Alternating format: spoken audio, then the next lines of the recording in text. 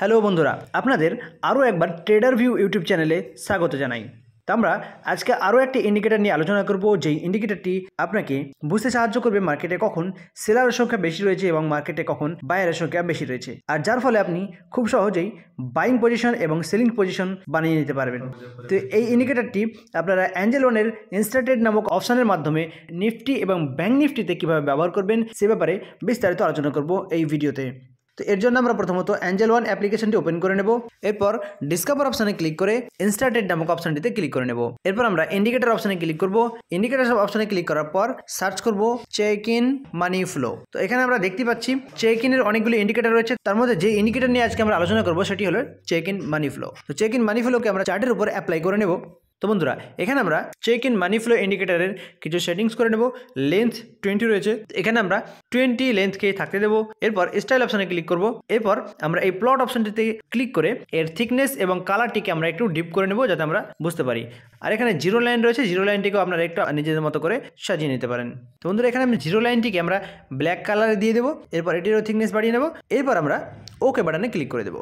এখানে আপনারা দেখতে পাচ্ছেন আমাদের চেক-ইন মানি ফ্লো ইন্ডিকেটরটি চার্টের উপরে অ্যাপ্লাই হয়ে গেছে এবং এখানে আমরা একটি লাইনও দেখতে পাচ্ছি যেটি চেক-ইন মানি ফ্লো লাইন। আর এখানে আমরা একটা লাইন দেখতে পাচ্ছি ডট ডট আকারে, এটি হলো জিরো লাইন। এবার এই ইন্ডিকেটরটি কীভাবে মার্কেটে কাজ করে সে ব্যাপারে একটু আমরা দেখে নিই।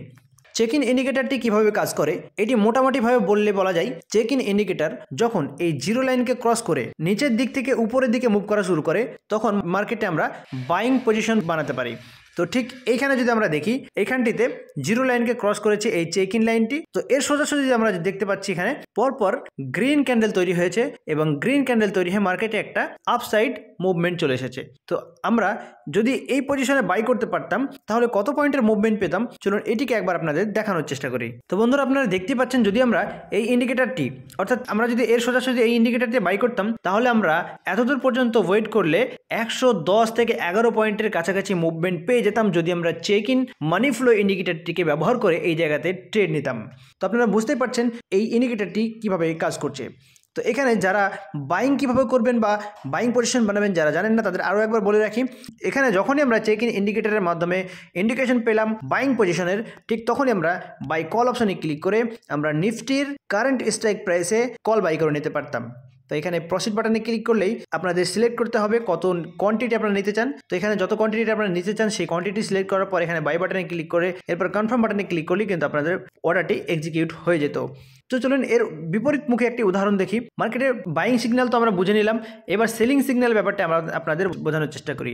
তো দেখুন, যখনই এই চেক-ইন মানি ফ্লো লাইনটি এই জিরো লাইনকে উপরের দিক থেকে ক্রস করে নিচের দিকে নামা শুরু করে তখন কিন্তু মার্কেটে আমরা ডাউন ট্রেন্ড দেখি, অর্থাৎ তখন কিন্তু মার্কেটে আমরা সেলিং সিগন্যাল পাই। তো এখানে আপনারা দেখতে পাচ্ছেন এখানে যেমন এই চেক-ইন ইন্ডিকেটরটির লাইনটি নিচের দিকে নামা শুরু করেছে, ঠিক তেমনই মার্কেটেও কিন্তু এখানে পরপর রেড ক্যান্ডেল বানানো শুরু করেছে আর এই জায়গাতে এসে ক্রস করেছে, এরপর নিচে নেমে গেছে। এরপর দেখুন মার্কেট কতটা নিচে নেমেছে। আমরা যদি এইখানে লক্ষ্য করি মার্কেট দেখুন ধীরে ধীরে ধীরে ধীরে ধীরে ধীরে একদম নিচে নেমে গেছে।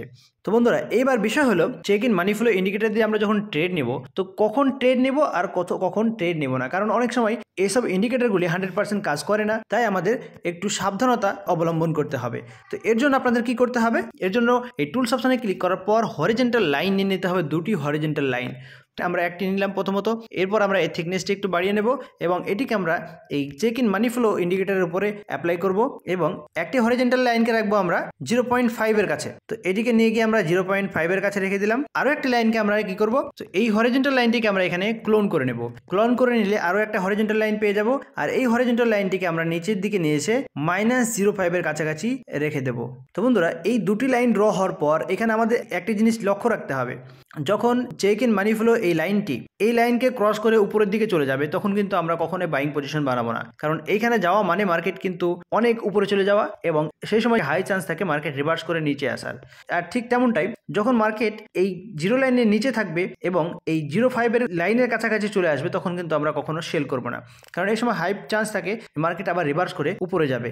তো এই দুটি জিনিস আপনারা মাথায় রেখে কাজ করার চেষ্টা করবেন, তাহলে আপনারা অনেক সময় এখানে ভালো মতো ট্রেড পেতে পারেন। তো বন্ধুরা, এই ভিডিওটি কেমন লেগেছে অবশ্যই কমেন্ট করে জানাবেন। ভিডিওটি ভালো লাগলে লাইক করবেন এবং শেয়ার করবেন। আর হ্যাঁ, একটি কথা মনে রাখবেন, এই ভিডিওটি শুধুমাত্র এডুকেশনাল পারপাসের জন্যই বানানো হয়েছে। অতএব এই ভিডিও দেখার পর কেউ হুটপাট করে ট্রেড নিতে যাবেন না। প্রথমত আপনারা টেকনিক্যাল অ্যানালাইসিসকে শিখুন, মার্কেটকে বুঝুন, তারপর আপনারা এই ইন্ডিকেটরগুলিকে নিয়ে কিছুদিন ব্যাক টেস্ট করুন।